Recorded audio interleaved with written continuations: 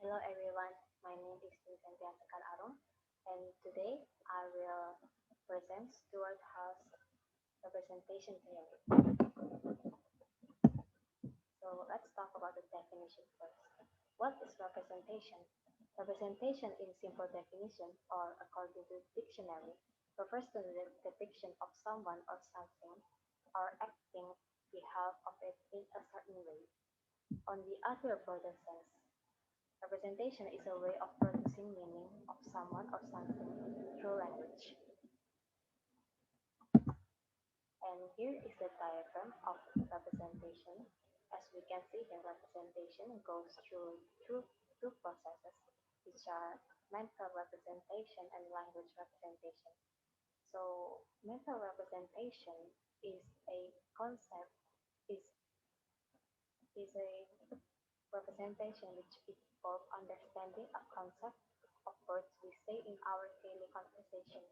For example, when we say the word chair, it does not appear physically, but instead, the visual image of a chair appears in our mind. How can we know what a chair looks like? It is because we have known the concept of chair, which is a seat with four legs. Every word has concept or meaning that we come to understand and use in everyday life to represent objects in the world, whether they are physical or imaginary objects. So, can, how about everyone's others conceptual, other people's concept? Do we know that all people possess the same conceptual map? Certainly not. This is because everyone has their own interpretation of the world they perceive. Those who share the same conceptual map are those who interpret the world in similar ways, meaning they possess the same culture. And second, there is language representation. This is where language plays its role to exchange meaning and concepts. Through communicating using common language, we are able to share our conceptual map with others by using word, sound, or image. And in turn, the words we utter, the sound we voice, the image we make contain meaning and refer as sign.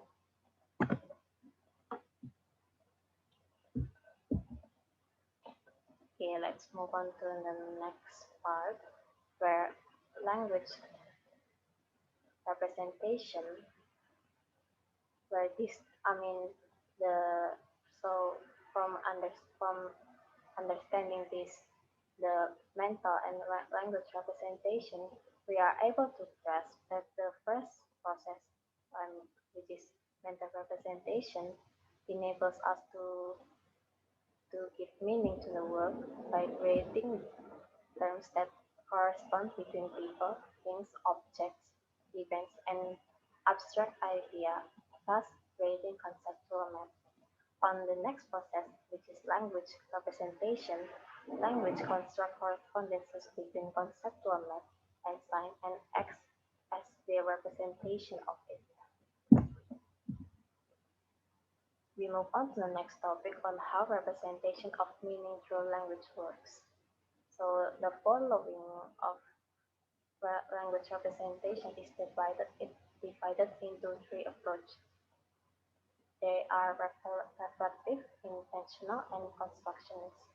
So reflective approach, also referred as mimetic approach, where the meaning of object, person, idea, and event are fixed as it is supposed to be. In other words, language reflects or imitates the obvious true meaning of something in this world. The second is intentional approach.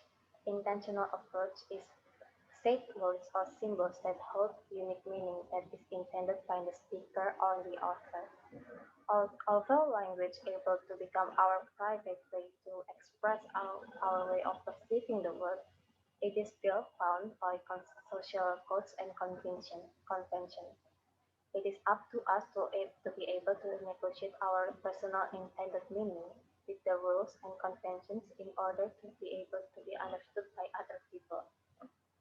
And next is constructionist approach.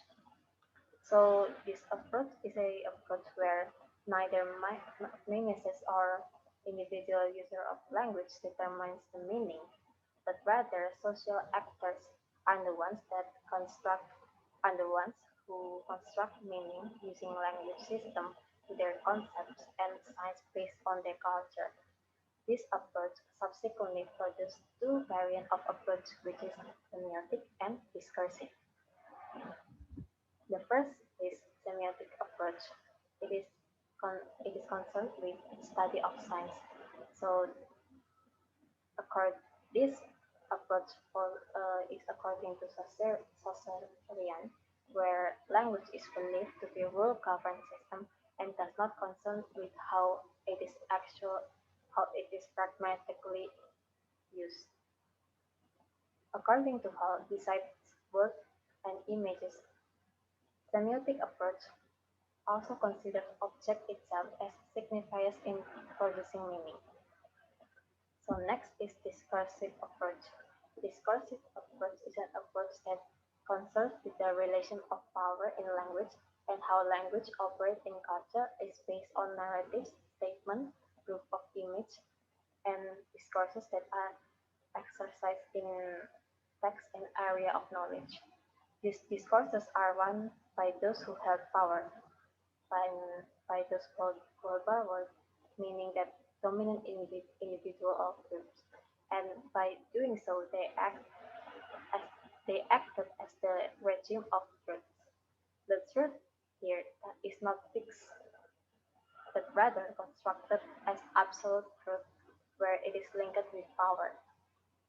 With regard of those who hold power, the discourses is designed to be the politics of inclusion and exclusion, to keep in check with those that may disrupt the flow of dominant power.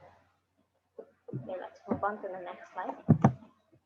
So in here we talk about the model of communication.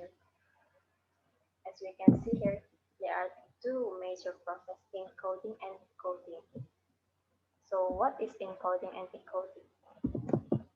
So encoding talks about the production of the message, and decoding talks about how recipient uh, comprehend and interpret the message. As we can see here, these two major uh, concepts, encoding and decoding, relies on three same factors, which are frameworks of knowledge, relations of production, and technical infrastructure. So the first frameworks of knowledge is an essential structure which contains ideologies and meta-narrative. And the second is relations of production, talk about the social relations supported by social structure. And the third is technical infrastructure, which is the medium used to deliver the message. So although both have the same factors, the difference lies in decoding, which frameworks of knowledge based on people's social, economic, and political experiences, and the messages consequently produce various meaning. So here is the aftermath of decoding. So after the audience decode the produced message, there are three reactions, and based on their reaction, the audience takes on different positions. There are three positions taken by the audience. The first is dominant or hegemonic position. This is a position taken by individual who decodes the intended meaning from the producers of the message. So the producer of this message is dominant one, and this individual then accepted, acted accordingly, and reproduced the intended meaning. And next is negotiated position. So this is a position taken by an individual who at the same time acknowledge the dominant message, but also they also reject some of the dominant message. This individual then modifies some of the dominant message in a way that reflects their interests. The third is oppositional position. So this is a position taken by an individual who completely rejects the dominant message. And in their response, they created alternative meaning that are contrary to the dominant message.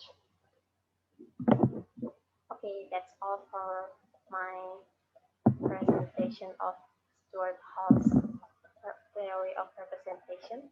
Thank you for listening. See you again. Bye bye.